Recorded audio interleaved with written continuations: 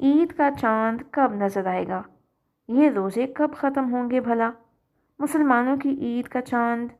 نہیں نہیں، مزدور اور کسانوں کے، یتیم اور بے سہارا بچوں کی عید کا چاند۔ ان کی کوئی عید نہیں ہوتی۔ ان کے یہاں سارا سال محرم ہوتا ہے۔ کچھ سر پیٹ کر ماتم کرتے ہیں اور کچھ سینہ پیٹ کر۔ لیکن محرم میں تو نیاز بانٹنے ہیں نا مسلمان۔ ہاں، لیکن یہ محرم میں دوران تقسیم نیاز بالکل آخری صف میں کھڑے ہوتے ہیں۔ تو کیا انہیں نیاز نہیں ملتا؟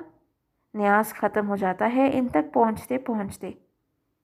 ان کی بیوہ مائیں، ان کی مائیں عید کی منتظر ہیں بس۔ عید کیا، عید پر ان کی بیوہ مائیں اپنے ہاتھوں پر حنا لگاتی ہیں؟ نہیں، تو ان ماؤں کے سخت ہاتھوں پر فقط چھالے ہی ہوتے ہیں۔ یہ چھالے سجا لیتی ہیں اپنے ہاتھوں پر۔ تو ان کی بیوہ مائیں عید کی بھلا کیوں منتظر ہیں؟ ان کی ماؤں کی عید ہوتی ہے جب کوئی جاگیردار، کوئی وڈیرا انہیں اپنے گھر میں کام پر رکھ لیتا ہے۔ یہ گھرانے گول چاند میں روٹی دیکھتے ہیں۔ انہیں ہر طرح کے دائرے میں بس فقط گول گول روٹی نظر آتی ہے۔ ان یتیم بچوں کی عید کب ہوگی؟ ان کی عید کا چاند بلیک ہول ہے جو ایک دن آیا ہوگا اور ان سب کو نگل جائے گا۔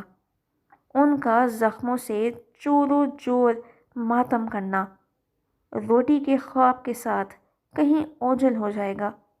پھر نہ چاند رہے گا، نہ عید رہے گی، نہ کوئی محرم رہے گا اور نہ ہی ماتم۔ بس ان کے درد ہواؤں میں رہ جائیں گے۔